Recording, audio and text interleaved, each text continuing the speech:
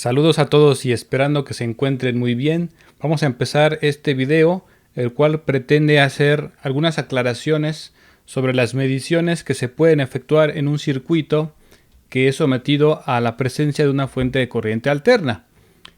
Tenemos aquí entonces un circuito compuesto por un capacitor de 0.1 microfaradios, una resistencia de 2000 ohms y en las propiedades de esta fuente podemos observar que tiene un voltaje pico a pico de 10 volts. La frecuencia que le vamos a poner aquí a la fuente es de 1 kHz. Entonces, pues primera cuestión importante a comentar, ¿no? Estos dos elementos están en serie y por lo tanto van a compartir la misma corriente. Además, juntos representan entonces el estorbo u oposición al paso de esta corriente proveniente de la fuente, lo que nosotros conocemos como impedancia, o bien la oposición de un circuito al paso de la corriente alterna. El circuito podría estar compuesto de un elemento inductivo, capacitivo o resistivo, pero bueno, en este caso solamente tenemos capacitancia y resistencia, no hay componente inductiva. Bien, primera cuestión a tratar. ¿Cómo mido el voltaje en cada uno de los elementos? Veamos, aquí en el osciloscopio, si yo le doy play, voy a observar dos señales. La primera señal corresponde al canal 1 del osciloscopio, el cual está conectado sobre la fuente directamente. Este me va a permitir saber cuál es el voltaje que me está dando la fuente. Entonces me voy a quedar solamente con el canal 1 y entonces voy a poder observar. Aquí yo tengo un voltaje de 5 volts y acá otro de menos 5. Entonces ya tengo un voltaje de 10 volts pico a pico. Primera medición, ¿no? Segunda medición sería, ¿cuál sería el voltaje sobre el resistor? El voltaje sobre el resistor es muy sencillo porque lo vemos directamente sobre el canal 2 del osciloscopio. Entonces, dándole aquí play a la simulación, previamente lo había apagado, pero aquí ya lo voy a encender. Y entonces yo lo voy a poder ver con los cursores. Tengo menos 3.90 volts y aquí tengo un 3.90 volts. Quiere decir que entonces el voltaje en el resistor es de 7.8 volts. Sería segunda medición. Esto lo apunto por ahí y después me voy a observar. ¿Cuál es el voltaje en el capacitor? Aparentemente el canal 1 está conectado sobre el capacitor, pero no, porque en realidad el canal 1 me está mostrando el voltaje directamente de la fuente, ya que la tierra del osciloscopio, aunque Proteus no nos deja conectarla porque no tenemos ninguna terminal de tierra, pero Proteus ya lo toma directamente donde nosotros hayamos establecido la tierra.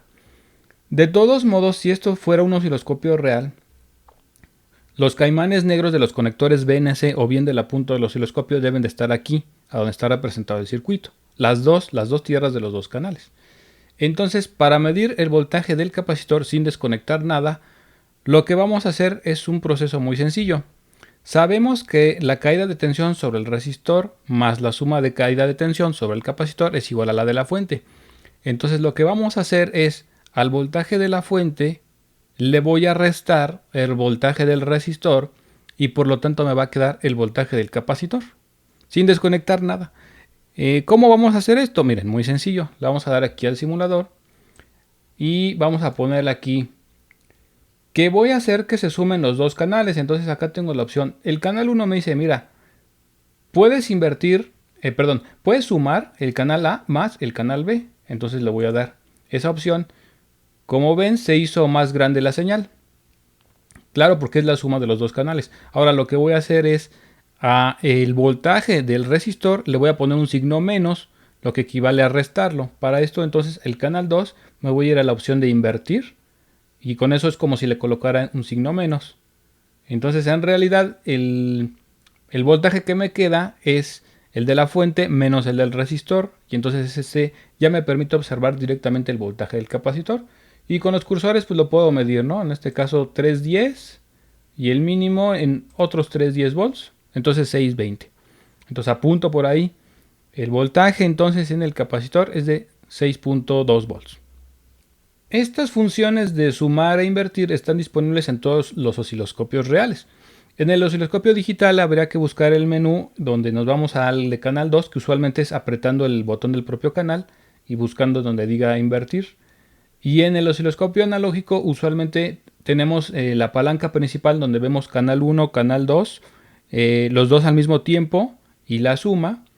Y la parte de invertir nos vamos a la perilla del canal 2 en este caso y tiramos de esa perilla hacia nosotros y con eso se invierte el canal si es que están usando un osciloscopio analógico. Bueno, aquí los controles pues nos los muestra en forma virtual. Bueno, respecto a la corriente de este circuito, la corriente la podríamos obtener fácilmente porque ya sabemos cuál es el voltaje en el resistor. Entonces, al saber el voltaje en el resistor, lo divido entre R y entonces tengo la corriente que pasa por aquí, la corriente pico a pico, y es la misma corriente por estar en serie todos los componentes. Eso en cuanto a la corriente total del circuito. Sobre la reactancia capacitiva o bien el estorbo que presenta el capacitor al paso de la corriente alterna. Podemos ocupar la fórmula de 1 entre 2pi por la frecuencia por la capacitancia y pues sin problema tenemos el valor. Pero lo interesante es que podemos llegar indirectamente con ley de Ohm si nosotros sabemos, y de hecho ya lo hicimos, sabemos el voltaje del capacitor y lo dividimos entre la corriente, pues nos daría la resistencia si fuera ley de Ohm. Pero como estamos aquí hablando de alterna, pues nos va a dar la oposición del capacitor, o sea la reactancia.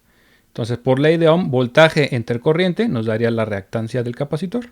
Entonces dos formas de hacerlo, por fórmula o por medición. Sobre la oposición total que presenta el circuito. Bueno, podemos hacerlo con el diagrama de impedancia, obteniendo la reactancia de este en el eje vertical, la resistencia en el horizontal y bueno, trazando el vector.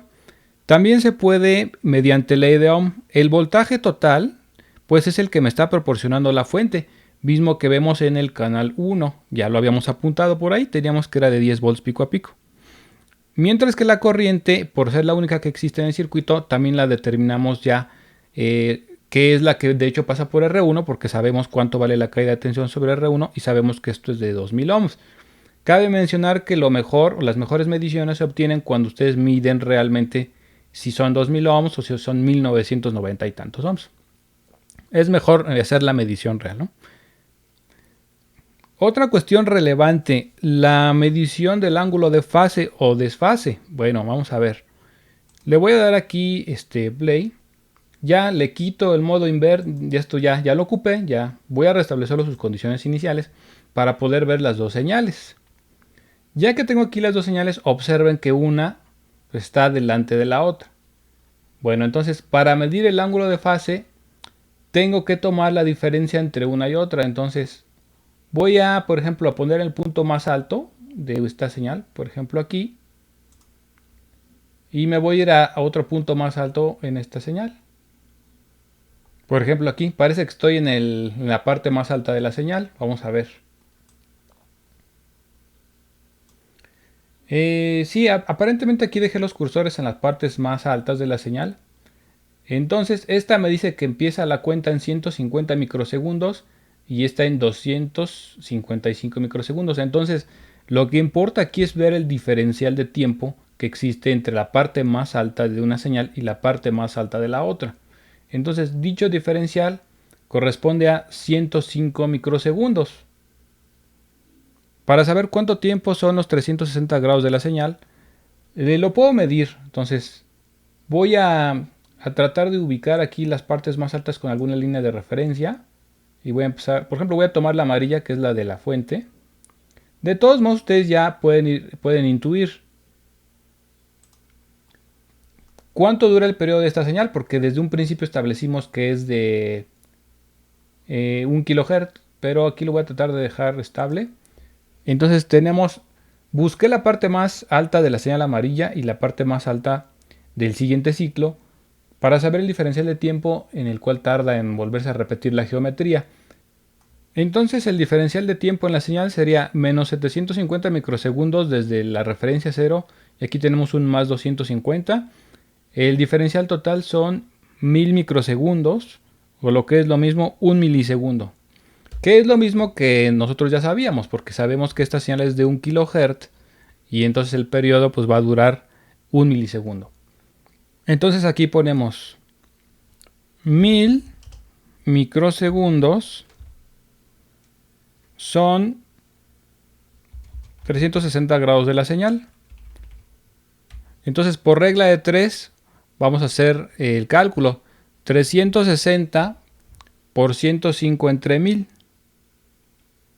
Lo cual nos da un resultado de 37.8 grados.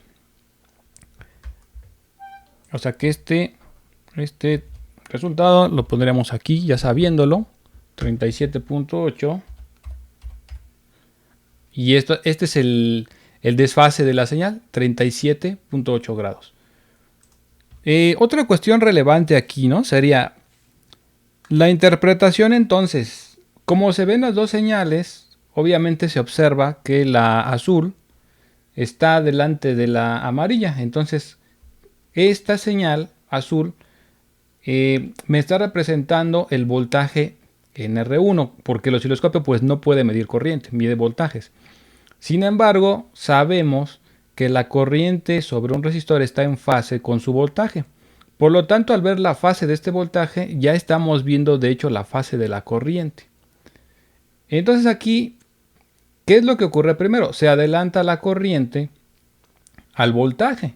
Y claro, es lo que esperábamos, porque en un circuito puramente capacitivo, claro que aquí tiene componente resistiva, pero en un circuito capacitivo, ¿quién se adelanta, el voltaje o la corriente?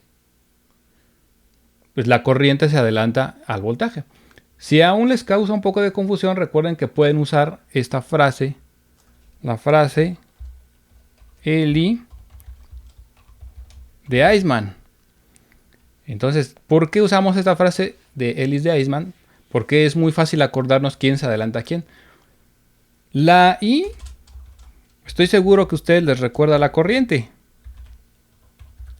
Y la E, muchos libros la utilizan para el voltaje. Entonces aquí la podemos ocupar, miren. L, ustedes ya saben que está representando una inductancia. Entonces la manera de ocuparlo es, en un circuito con una inductancia pura, el voltaje va 90 grados adelante de la corriente. Mientras que en un circuito puramente capacitivo, la corriente va adelante 90 grados del voltaje. Aquí pues esos 90 grados no ocurren porque tenemos la componente de R1, pero si fuera puramente capacitivo, pues eso sería la situación. De todos modos caemos en este caso, en el caso ICE. En el caso ICE donde la corriente va adelante. Y sí, nosotros aquí lo comprobamos porque la azul está delante de la amarilla, que es el voltaje. Otra cuestión importante, ustedes por ahí ya apuntaron cuánto era la caída de tensión sobre cada uno y podrán notar que no suma 10 volts. Y eso es normal porque para que ustedes sumen esos 10 tendrían que hacer la suma fasorial, no la suma algebraica como en un circuito de corriente directa. Pero obviamente el circuito sigue cumpliendo todas las leyes de voltajes de Kirchhoff, o sea que al hacer esa suma fasorial no tengan lugar a duda en que esto va a sumar 10 volts ángulo de 0 grados. Bueno, ya una vez hechas estas aclaraciones, lo que resta es entrenarnos para saber cómo hacer las mediciones de ángulo de fase con diferentes valores y también viendo el caso cuando este es inductor, porque estas diferencias de ángulo de fase se vuelven muy importantes a la hora de querer hacer eficientes los circuitos en cuanto a potencia. Me estoy refiriendo al tema de corrección de factor de potencia en los circuitos que utilicen corriente alterna. Pero bueno, eso será tema de un siguiente video. Hasta aquí por lo pronto entonces, nos vemos en el siguiente video. Hasta pronto.